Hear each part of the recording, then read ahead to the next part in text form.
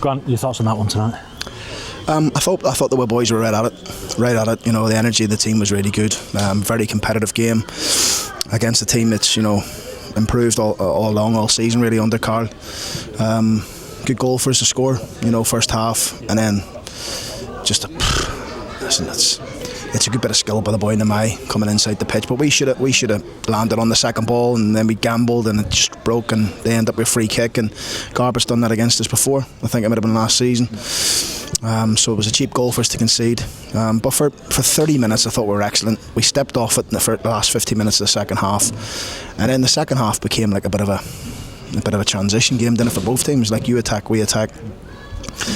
I enjoy them games, but I was hoping that when we get forward in our last little bit, that we take more of the chances that we had, and we just picked the wrong decision at times, too many times probably in the second half, and overhitting crosses, not finding the pass, not getting our shot off. And when we did shoot, it was probably shooting, or we could probably slide somebody in. So just the decision making at the top end of the pitch probably stopped us from getting a second goal. But all in all, look, it was a good advert, I think, for League 2 football. But we're at a stage now where we need to win football games. You did have that Christmas in that first half an hour, as you mentioned, finding passes, making the right decisions. Really good start to the game. Yeah, we did. Really good start, really good goal with some other opportunity. We scored a good goal, actually, from a set play, which it's not a foul. It's simply not a foul. Tilt just falls to the floor. Referee gives a free kick for that. But it just seems like decisions ain't going our way at the moment, at this moment in time. And that certainly didn't go our way. But we scored a good goal from Streety, great run, good pass. And then we concede the free kick and they score from it. Second half, like I say, it was a bit like a yo-yo game, really. I felt we had the best moments because, well, when I say moments, we had the best opportunities because we're 1v1 in certain areas, but we just didn't make the most of them, and hence why we come away with a point. And we'll take the point, we'll go down the road, back into training tomorrow, recover, have a look at both games now tomorrow, a debrief, and hopefully go and respond with 3 points at Tranmere. Was that the intent, to be so aggressive from the start, to really go at them from the first whistle? Yeah, well, we've come into the game tonight with no Billy Sharp, no Joe Ironside,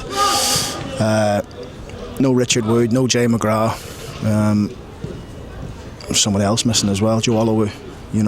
So it was for us, we had to make sure that we picked a side and a shape that we think that can go and create opportunities and chances, and I think we did in the whole, really. I just felt the last little bit that we didn't quite get right. And there's some interesting moments from set pieces and long deliveries you're really trying to unlock, and particularly with the goal that you scored.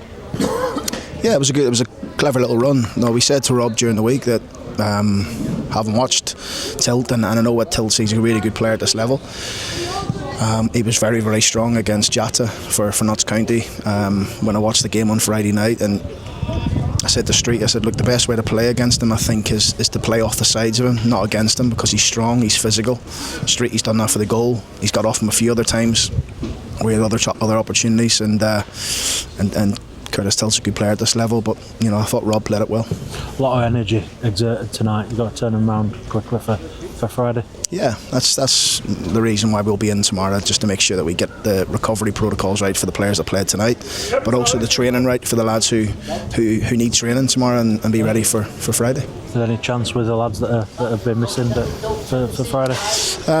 We'll see. I mean, Joe Ironside has got a chance. He's got a bit of a chance, really. It's just flared up. The hernia operation he had, it just flared up, and Joe was getting nervy pains and went and seen a specialist in London, him and Jay, yesterday. Both of them have had little injections to try and help them.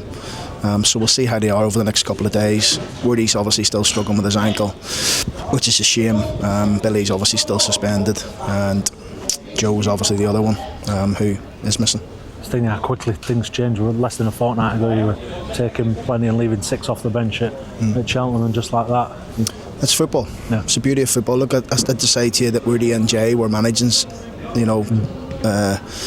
injuries and managing things, and we're trying to get the best out of them. And unfortunately, the game on Saturday, where they both played 45 minutes each, has taken its toll on them, and we need to just try and wrap them up in cotton wool and see if we can roll them out at some point again, because obviously, Jay's huge, but the boys tonight, the boys tonight were fantastic. Jack Senior, Owen Bailey, playing in positions that they're not really used to. Jack's more of a left back and Bale's more of a midfield player. Tom Anderson, I can't ask any more of the boys. Really, really good shift to put in tonight. A barn that we didn't get the 3 points. Another point closer to where you want to get to, and just on to the next one now. Absolutely, yeah. I mean, look, we're on a decent enough run. I think we've lost 1 in 11 or 12 games. Probably haven't won as many games as we'd like. I think we've probably won 5 of those or 6 of those, but we're at a stage of the season now where I said to the boys in there, I said, look, we need to win some games now if we want to get to where we want to get to, and we're well aware of that.